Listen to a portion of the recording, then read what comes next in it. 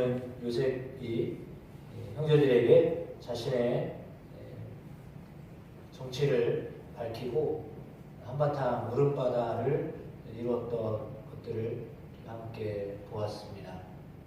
유다가 진심으로 형제를 사랑하는 마음을 가지고 있었다라고 하는 것을 깨닫고서 이제 드디어 요셉도 이제는 우리 형제들에게 나의 정체를 알려야 될 때가 됐다라고 깨닫고 그렇게 울어버리면서 사실 어떻게 지금 여기 이렇게 있는가를 밝혔습니다. 그리고 요셉의 형제들이 아버지에게 가서 요셉이 준 옷과 수레를 가지고 아버지 야곱을 이제 설득을 하기 시작했습니다. 그때도 역시 마찬가지로 그에게 다가섰던 그 자녀들 이야기 믿지 못했었거든요. 45장 26절에 이렇게 되어 있습니다. 요셉이 지금까지 살아있어 애굽 땅 총리가 되었더이다. 야곱이 그들의 말을 믿지 못하여 어리둥절하더니 라고 했거든요. 죽은 줄 알았잖아요. 죽었다라고 했기 때문에.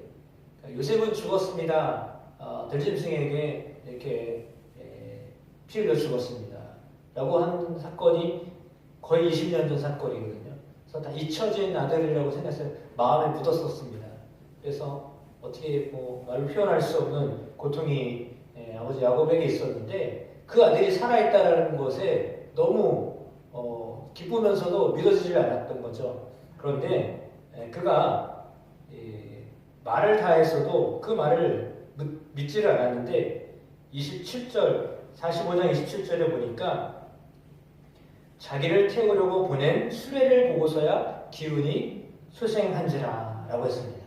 자기를 데리고 모시고 갈 애굽 총리가 바로 왕이 준 수레를 보고서 진짜구나, 진짜 내 아들이 살아있구나 라고 하는 것을 알고 이제 죽기 전에 그를 보겠다 라고 이렇게 마음을 먹었습니다. 근데 문제는 뭐냐면 아들이 살아있어서 가긴 가야 되는데요, 마음에 걸리는 겁니다. 왜냐하면 그는 가나안 땅을 벗어나면 안 된다는 의식이 있었거든요. 가나안 땅을 벗어나면 안 된다. 하나님이 약속하신 땅인데 하나님 약속하신 이 땅을 내가 어떻게 벗어나냐. 아들 보고 싶다고 거기를 가면 여기 못 오면 어떡하냐 라고 하는 그런 걱정이 있었습니다. 그러니까 하나님과의 약속, 하나님이 하셨던 약속, 이것을 떠나지 말아라 라고 하는 하나님의 약속을 기억했기 때문에 아들은 보고 싶지만 하나님의 약속이 걸리는 거죠. 그러니까 이거 가고는 싶은데 선뜻 갈 수 없는 그런 심리 상태, 영적인 상태였습니다. 그래가지고 그가 어떻게 했습니까? 46장 1절에요. 모든 소유를 끌고서요. 브엘세바까지 내려갔어요. 그러니까 브엘세바는 최남단이에요. 이스라엘의 가장 가나안 땅에 그들이 머물 수 있는 가장 밑에까지는 갔어요. 이제 좀 더 가면 이제 애굽으로 가게 되는 것이지만 갈 수 있는 데까지는 다 갔어요. 가나안의 경계, 거기까지 내려갔어요. 브엘세바까지 내려갔거든요. 브엘세바까지 내려가서 그는 이삭의 하나님께 제사를 드립니다. 예배를 드립니다. 왜냐하면 하나님 사인이 있어야 가는 거잖아요. 가고 싶다고 해서 가는 게 아니거든요.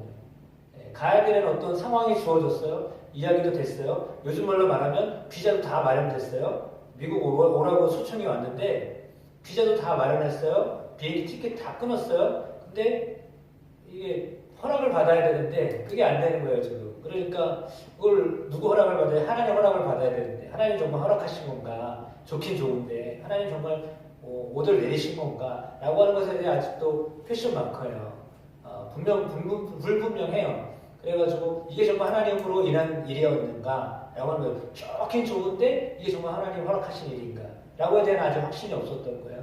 그래가지고 희생제사를 드리고 있는데 그때 밤에 하나님이 야곱에게 나타나셨습니다. 오늘 본문에는 이스라엘에게 나타나셨다 이렇게 기록하고 있거든요. 야곱아, 야곱아, 내가 여기 있습니다. 하나님이 나는 하나님이다. 내 아버지 하나님인데 애굽으로 내려가는 거 두려워하지 말아라. 내가 거기서 너로 큰 민족을 이루게 하겠다. 너와 함께 애굽으로 내려가겠고 반드시 너를 인도하여 다시 올라올 것이다. 요셉이 그의 손으로 내 눈을 감기게 넌 죽게 될 것이다 라는 말씀까지 다 하시잖아요. 그래서 너는 죽는데 요셉 앞에서 죽게 될 거야 라고 하는 말씀도 하게 됩니다. 그러니까 떠나고 싶었는데 허락이 안 돼서 하나님의 허락이 없어서 망설이던 터에 하나님의 밤에 나타나셔서는 야, 아버지 하나님이다. 내 아버지 하나님이다. 너 애굽 가는 거 두려워하지 말아라. 큰 민족을 이룰 거야. 라고 이렇게 용기를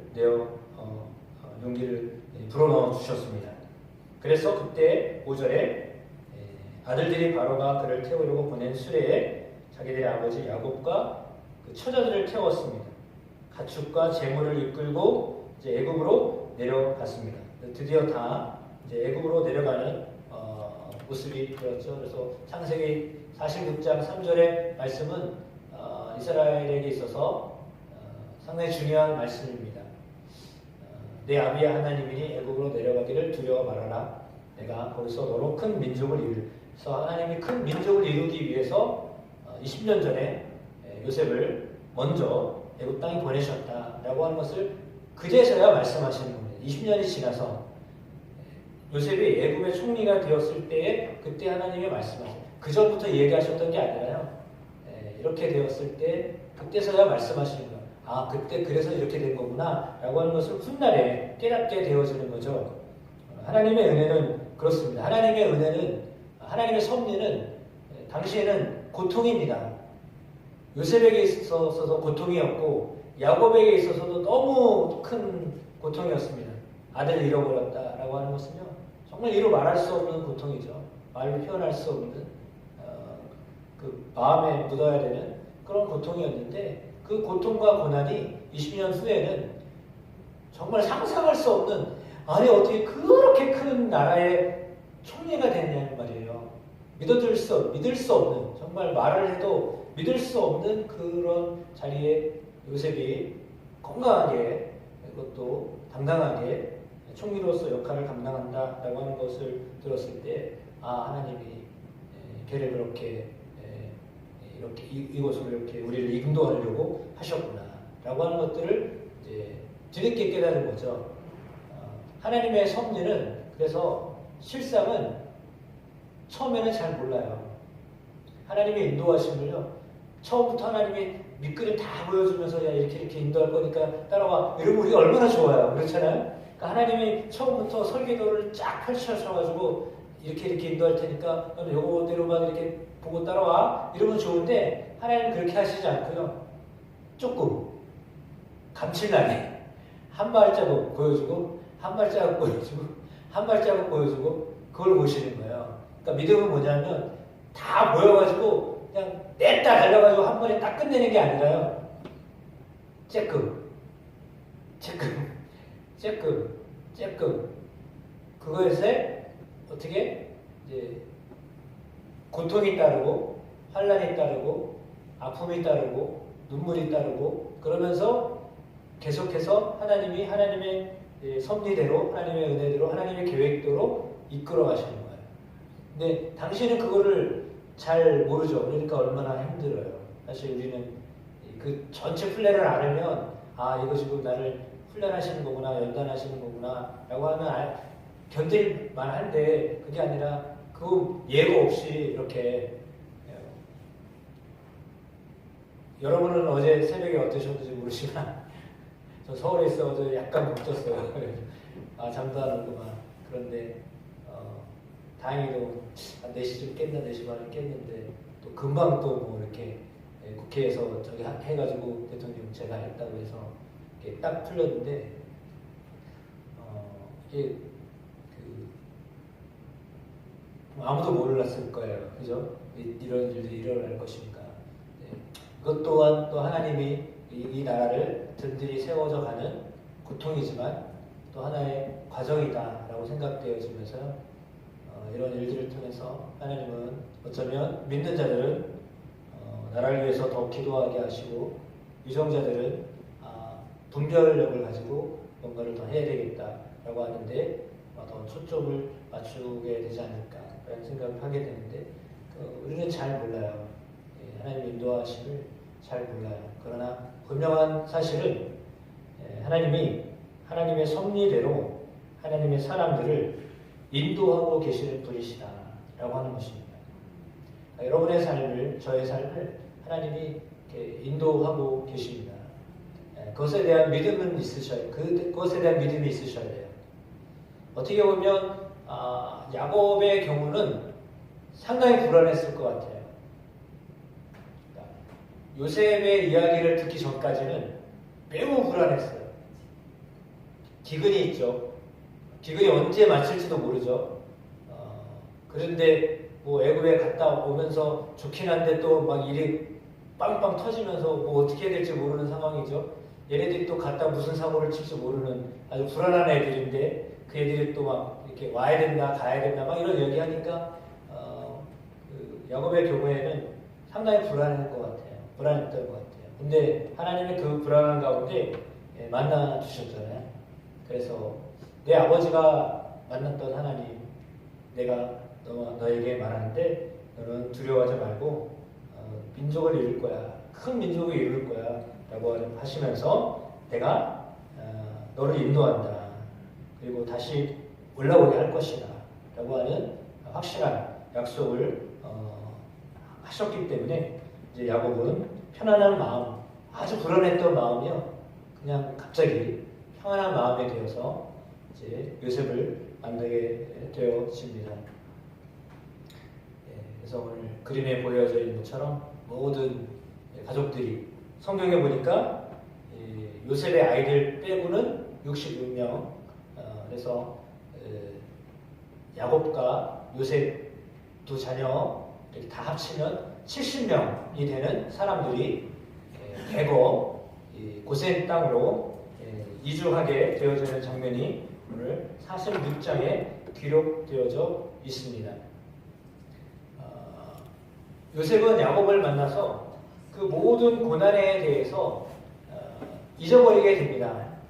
20년 세월을 싹 잊어버리는 아버지 얼굴을 대하면서요.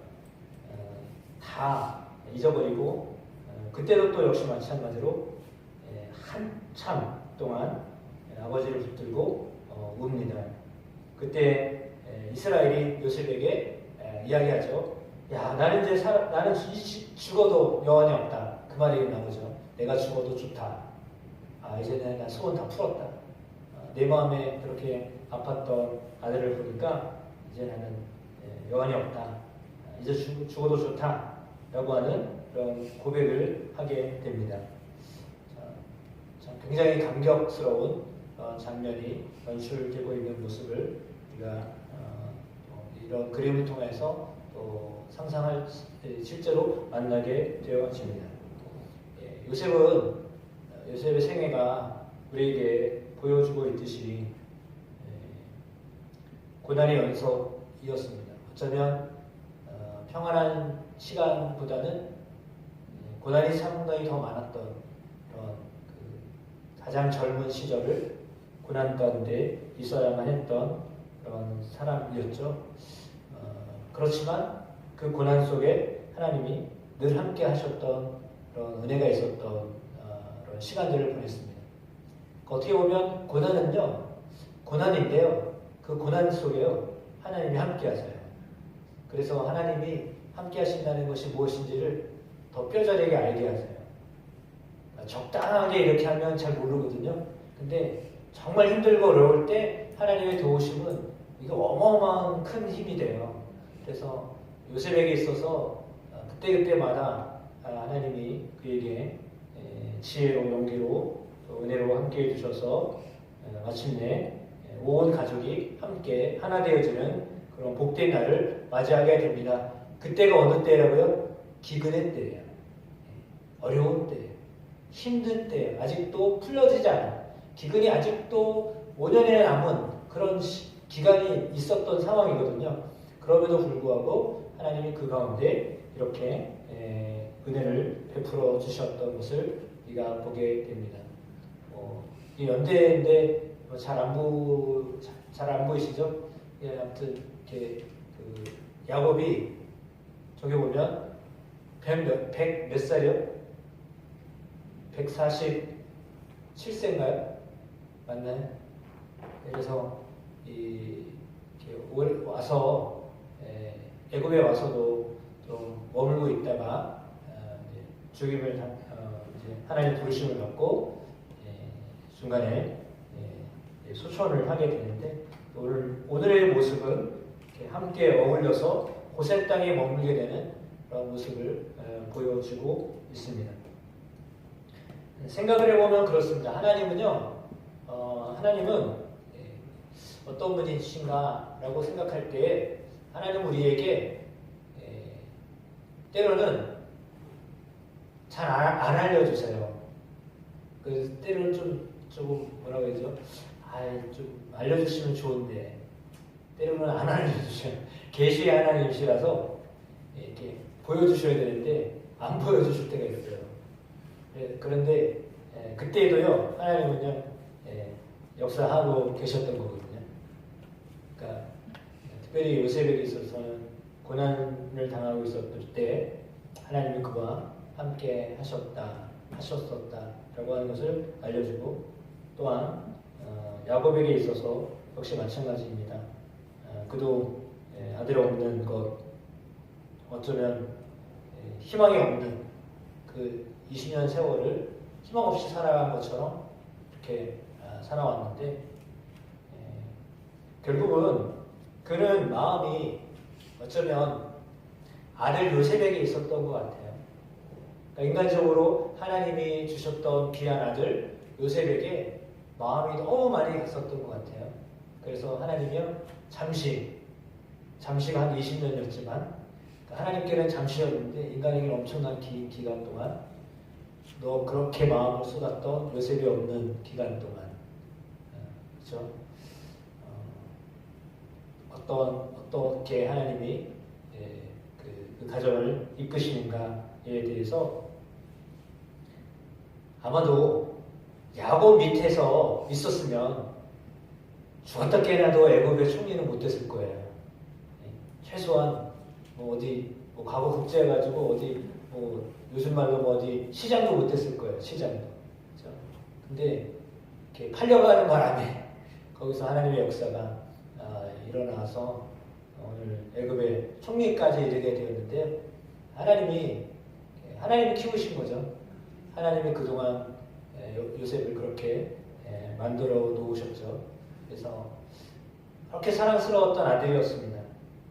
정말 눈에 넣어도 가깝지 않았던 아들이었는데 그 아들이 없었던 동안에 마음은 정말 힘들었지만 하나님이 그를 정말 훌륭하게 키우셨어요. 그래서 이렇게 만났을 때는 정말 여한이 오는 모든 걸 다 잃어버렸다가요 다시 다 회복한 그 엄청난 기쁨을 다시 한번 회복하게 맛볼 수 있게 하셨어요.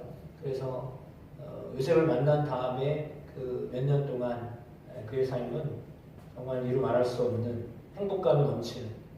근데 생각을 해보세요. 객관적으로 생각하면 고난의 시간이에요. 기근의 시간이에요. 남들은 정말 힘들다고 막 없어가지고 못 사는 그런 시간이거든요.